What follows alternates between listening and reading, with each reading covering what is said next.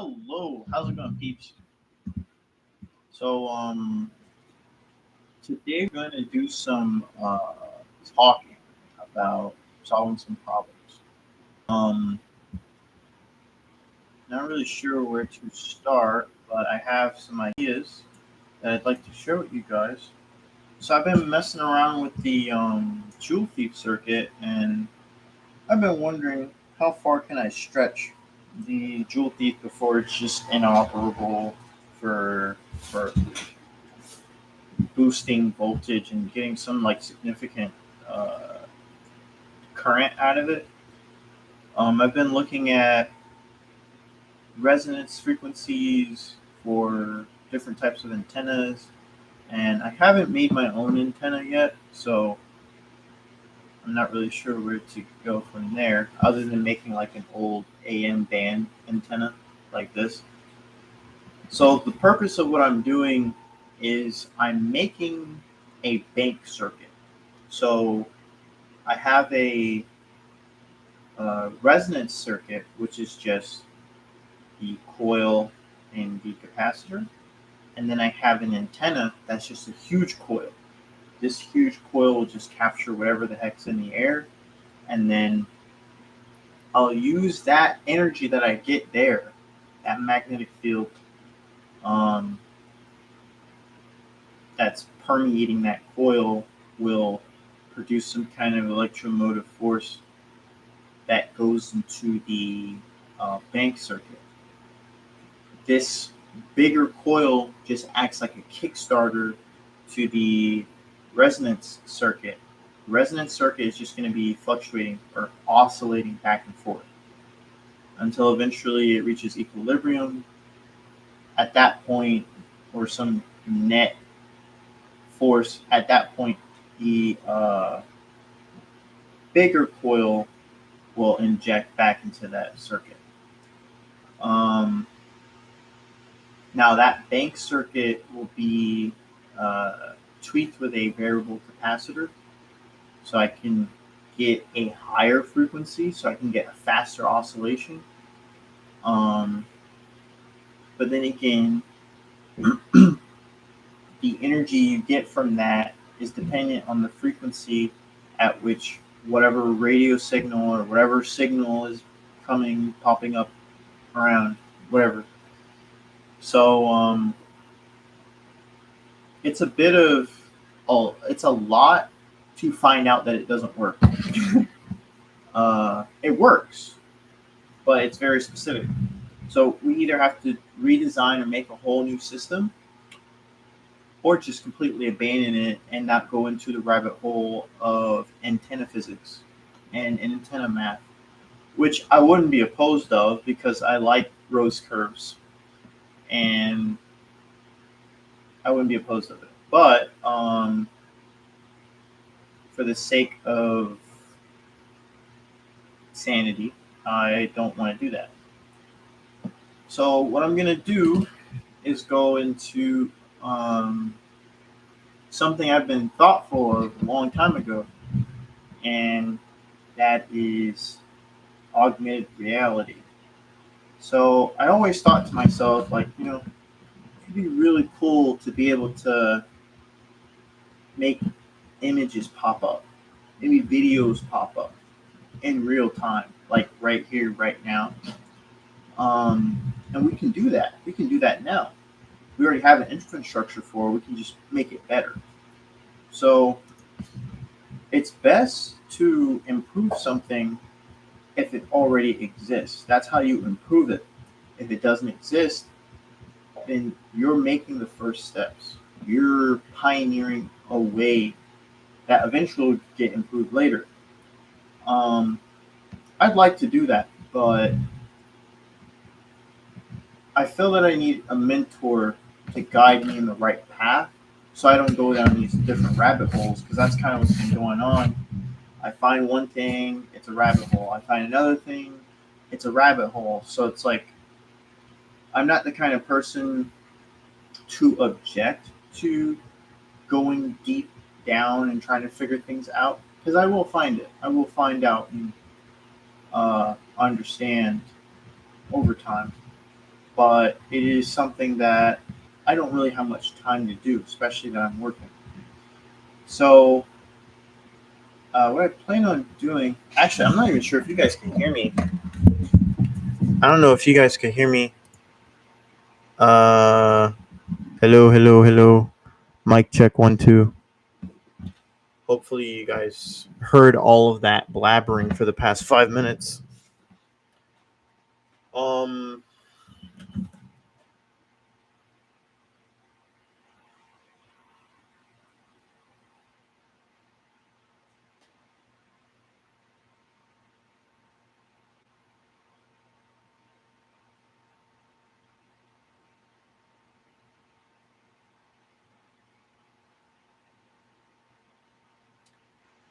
okay.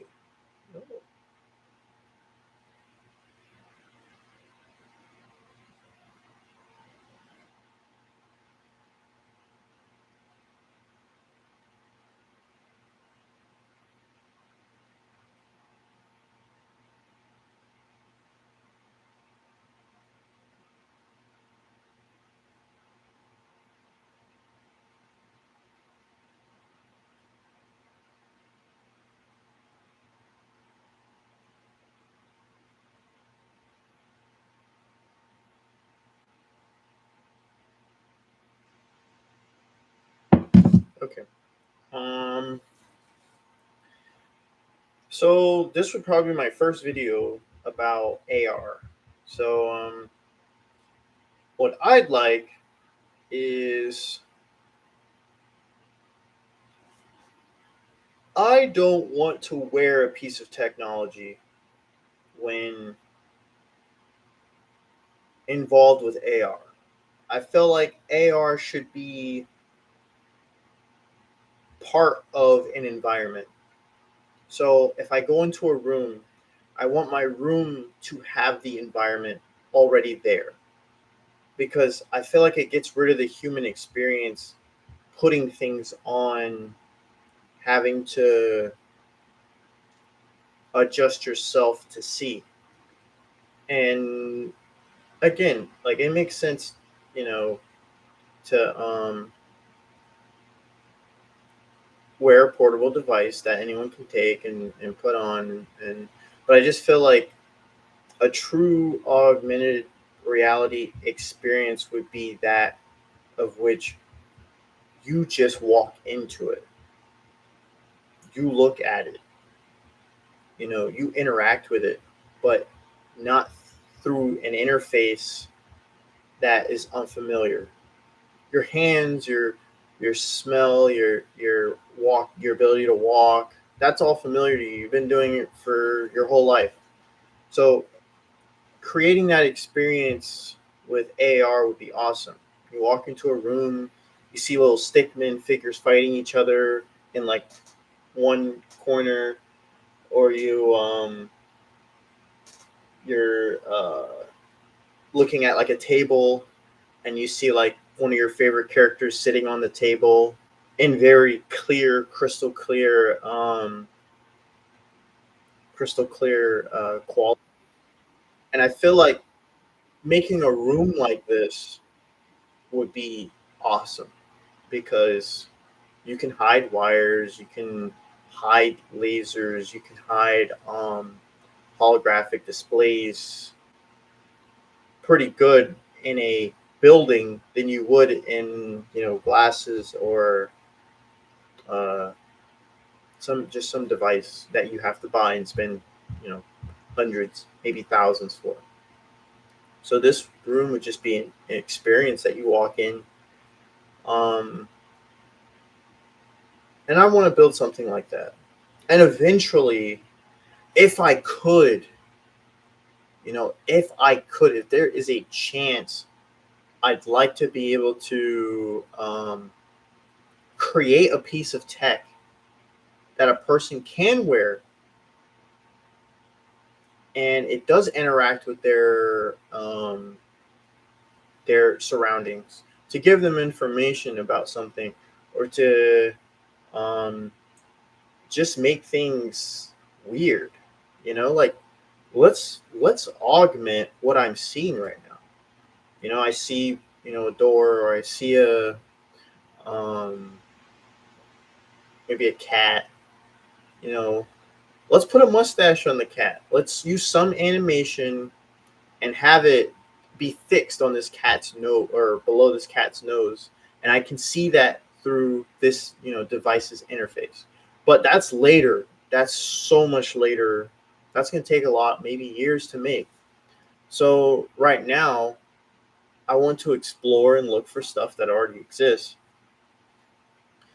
And I have a bachelor's in electrical engineering, so I feel that I can create circuits and I can create power and I can manipulate things to turn on. But I want to get into I think it's called, it's not holography, is it? Holography. Yeah, holography. So I think I may get into holography or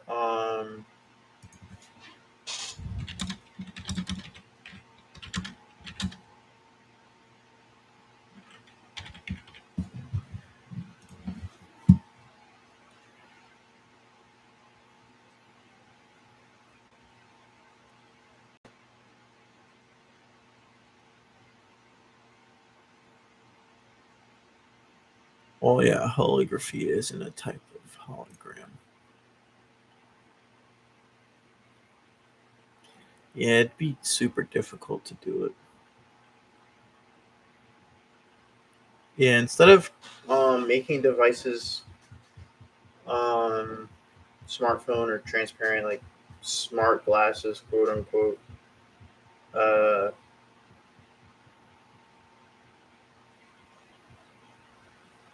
yeah, I have very strong opinions about smart glasses, but we won't go into that.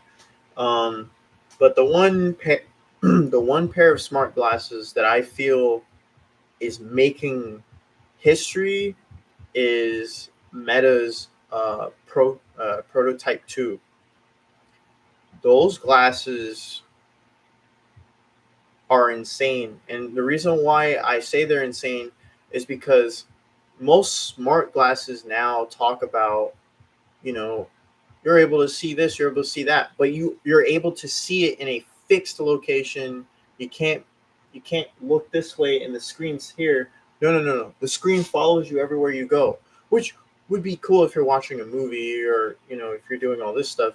But I feel like smart glasses isn't about my ability to see videos.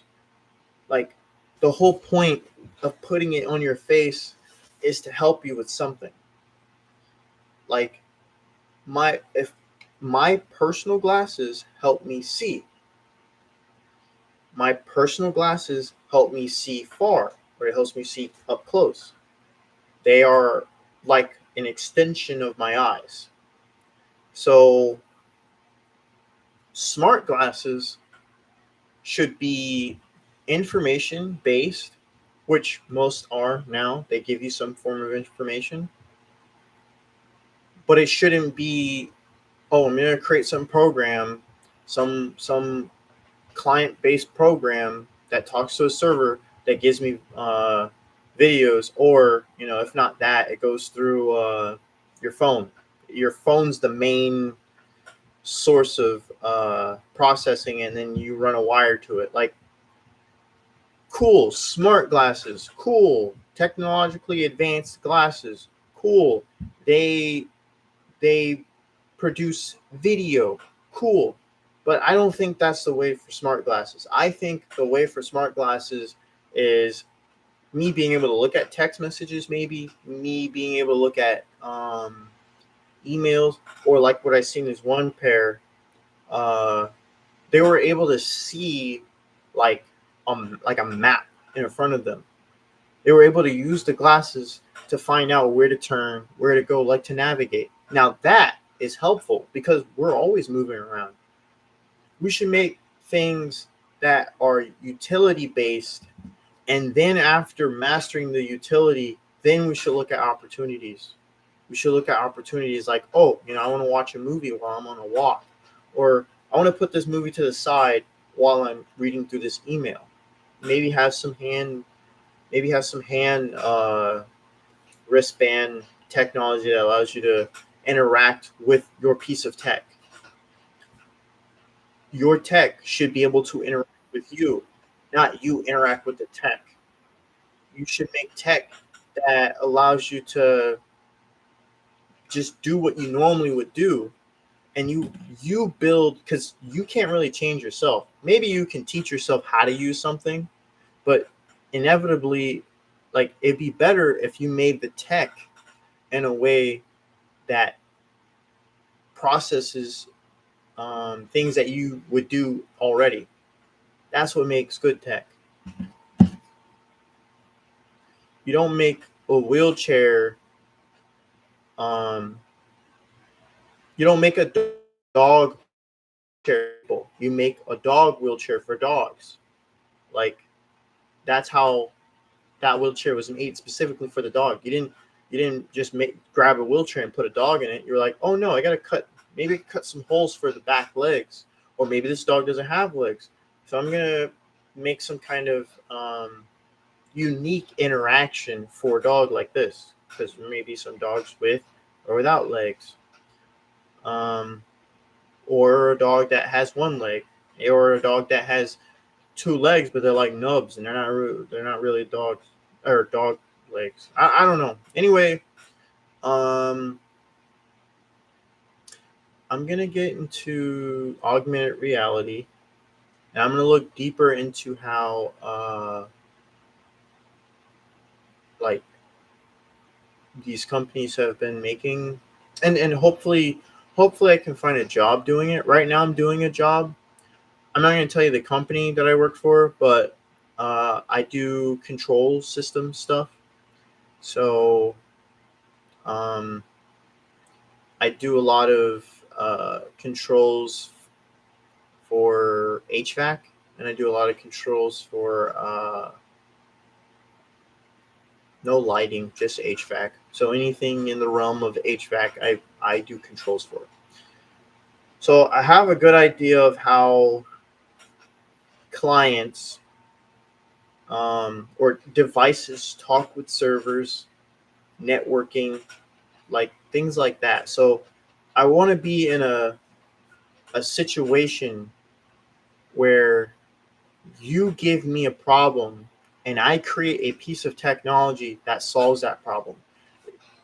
Not make me troubleshoot your junk. Not, I mean, maybe like if you want me to make better stuff, then yeah, I'll troubleshoot it. But I'm not going to conform myself to troubleshooting your stuff for the next 40 years. I want to build new stuff. I want to take your stuff, find out how bad it is, and I want to fix it. I want to make it better. Who gives me the authority to do that? Well, that's up to you, because apparently here in corporate America, I have to have all these different, certificates and all these different know-how abilities in order to get into a position like that.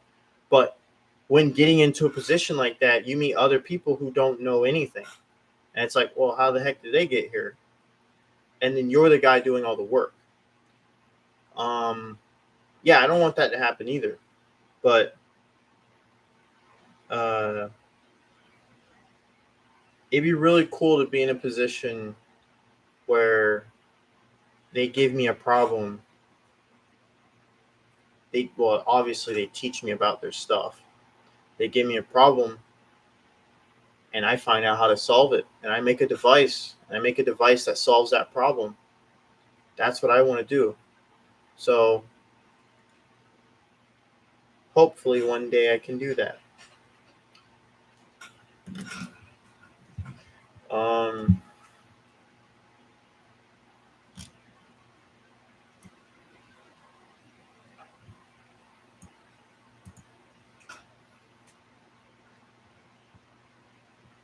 so what I'm gonna do is I'm gonna actually come here and study too with you guys. I'm gonna start like studying as well. I feel like a lot of people need help studying with stuff. And I also might be able to start showing you guys electricity. I have a board here. I have a whole bunch of stuff here. It's not really that much stuff on my board, but um, anything from differential equations to well, this is a cross product between uh, two vectors. I think this is for let's see, I'm trying to remember phi and the flux over time. Oh, this is the direction. So this is how I believe the direction of the magnetic field, the changing magnetic field over time, and that's how you get magnetic flux. I'm not sure if that's magnetic flux or not. I don't remember what the E stands for, but I do a lot of physics-based stuff, so I'm like really big into the finer details of things. But I'm learning as an engineer that we don't care about that. We want to know if it works, and we want to know if we make it work good.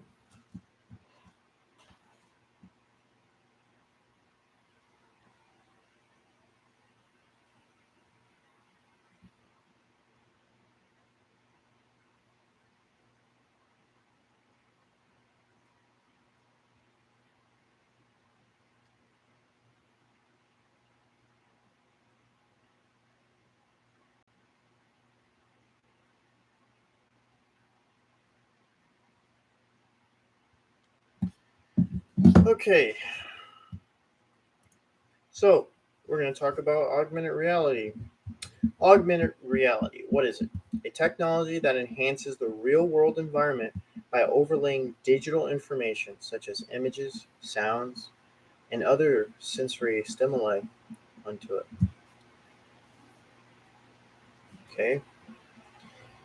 You typically experience AR through devices like, excuse me, you typically experience AR through devices like smartphones, transparent AR glasses, which display computer generated elements that appear to interact with physical world.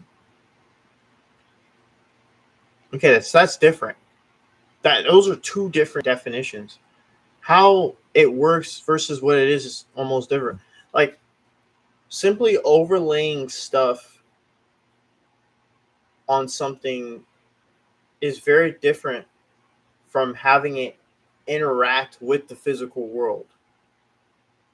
Like that's different. I mean, say I get an image, right? I get an image, or say I get a dog, a 3D computer generated dog, and I just have it overlay on the floor, and it's just sitting there.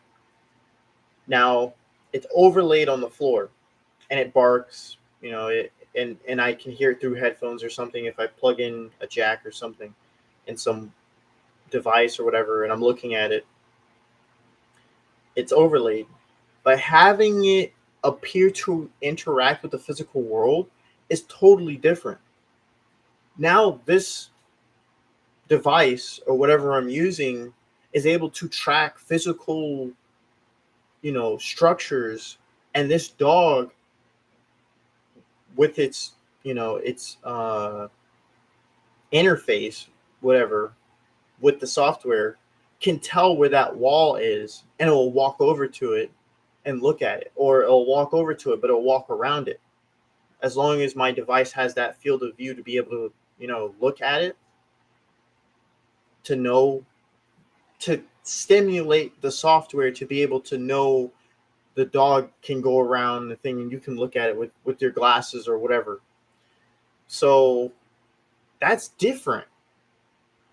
Simply just putting a video there is different from being able to move the video and place it on a wall, because the device knows there's a wall. Overlaying it means there's a device that the device knows that there's a wall, but it's just going to stay there. It's just going to not interact with anything. So that's a little flip floppy. It's not really. That's very not flip floppy. It's very ambiguous. Doesn't. It's not. There's no clarity there. That's even more difficult. It's super difficult to probably make something digital interact with the physical world that's constantly changing. That device needs to also pick up those changes so that the software can interact with it. So there's like a feedback system going on of information acquired. I know there's a wall now. Send the dog to the wall. Well, how does it do that? 3D space modeling. Who knows? Whatever stuff gets put in it. Okay. Um, Holography, a process that creates three-dimensional images by using laser technology to record and reconstruct light interface or interference patterns. Okay, we're probably not going to do that.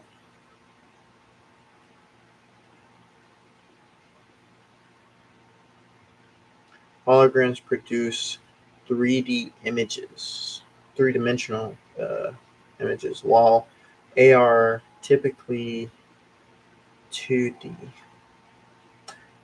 I mean, that doesn't matter. You can make a 2D image look 3D. Like, I think that scales with like quality.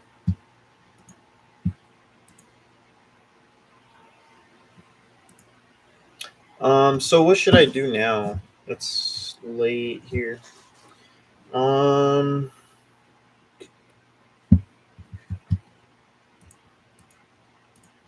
I don't know. No one joined. So let's see. Um,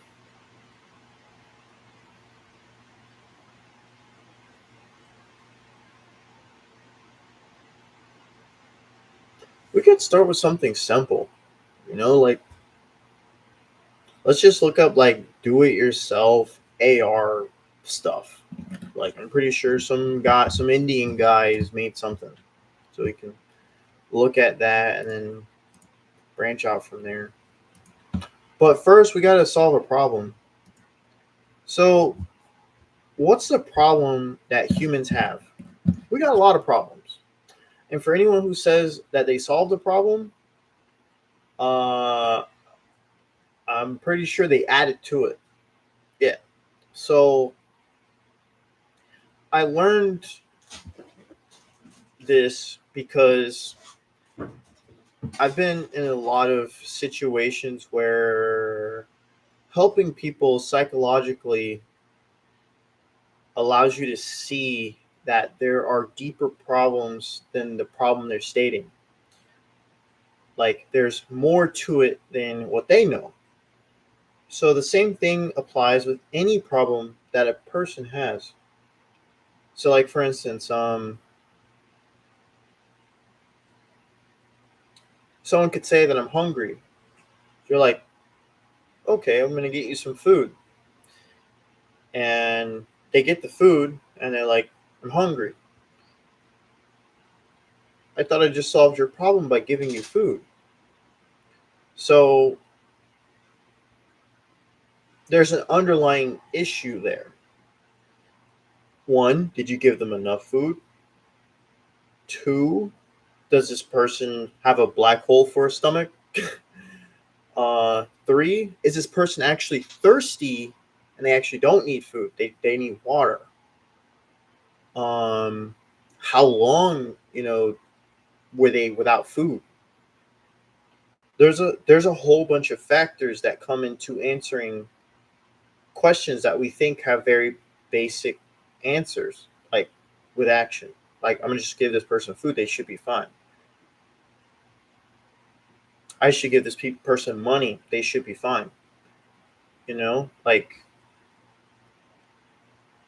there are deeper fundamental problems to these very big uh, problems.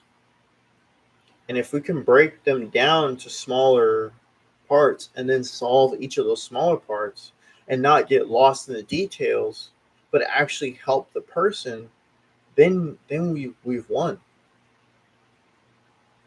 Because that really big problem probably was one of the seven smaller problems, and you just solved that, and you just got rid of it for them. You just got rid of the whole problem for them. It might have just been that very small problem. So that's what I like about English, is because you can get very precise with what you need, and you can get very precise in how to express yourself. So you don't have to say, I'm hungry. You can say, I really would like something sugary right now.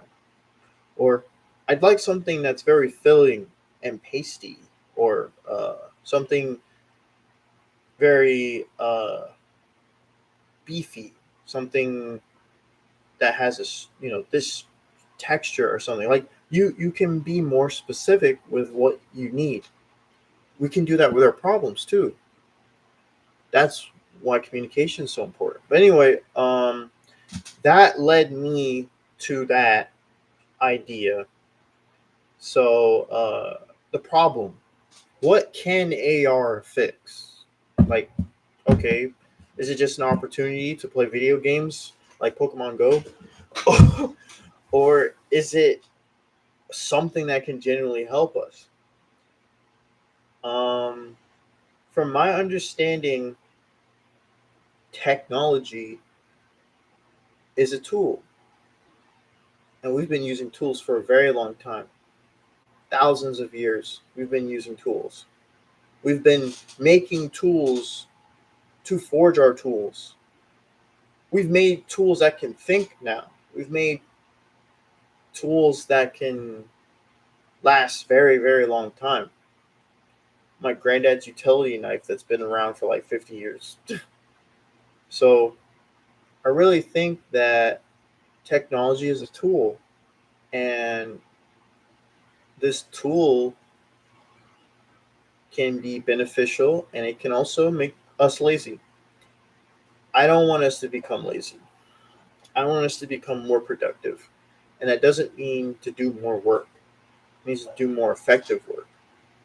Uh, so, like, say for instance, a scenario. Um,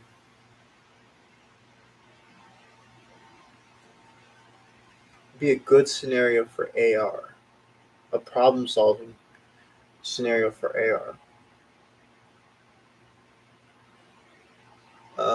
Say you're a surgeon, right? Say you're a surgeon, you're doing surgery, and you need this person's vitals. You need their vitals, you need their heart rate. What if you were doing the surgery, and then above the patient, there was their heart vitals, there was um, their blood pressure. It was like a not a crap ton, but just very specific information the um, that the surgeon needs in real time, like right there. So I could see that AR would be super important there. Now that could be with glasses, or that could just be a new piece of tech that doesn't exist yet, that a person can have right there. Important information when I need it, however I want it. And however I want it doesn't mean skewing numbers or anything. It means I need it flipped at a 30-degree angle, turn this way so I can continue doing whatever I'm doing. And you can do that virtually. So that's where I want to be. I want to make these virtual machines. And I know it sounds weird, but I think that's the future. Excuse me. I think the future is creating these sources of information, interactions that people need to be trained on to help them understand things. Humans always want to understand things. Help them ask the right questions so they can get the right answers, so they can take that information and build whatever the heck they want. Because we're people that create things. We're people that search for things. We're people that produce things. We're not lazy people. And the only reason why we're lazy is because the pampered modern day society that we live in.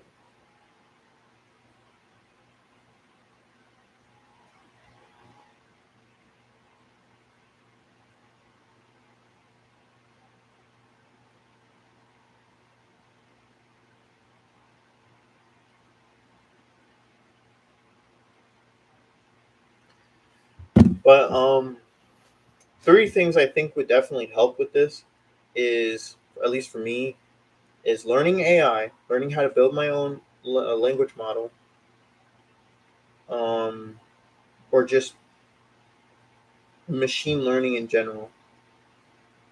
Getting that to understand algorithms, getting that to interface with cameras, getting that to interface with the software, getting that software to have some kind of feedback loop with what we call reality, what we call the environment around us, and then create a device for it. I think it's that simple. It is not that simple. It may take me forever to do it, but I want to do it. I want to do it because it'll be my experience. I did it to myself. um, so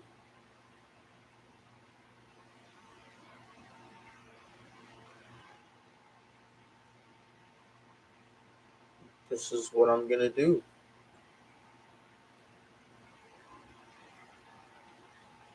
Create virtual reality over reality to help with information, to help with quick information, to help with um,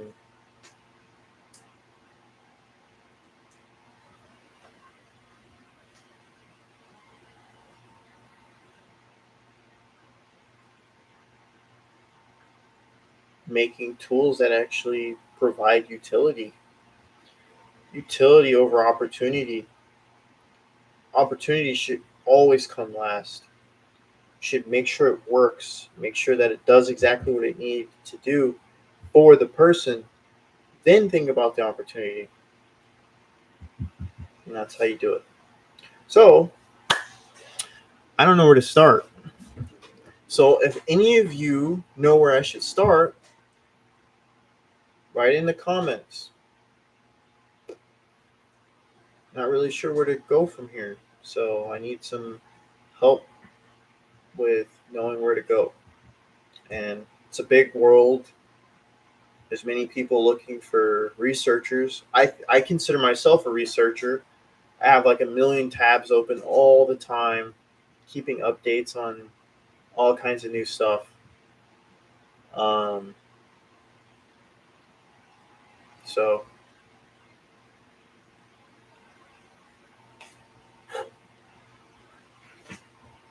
I'm going to end this video now.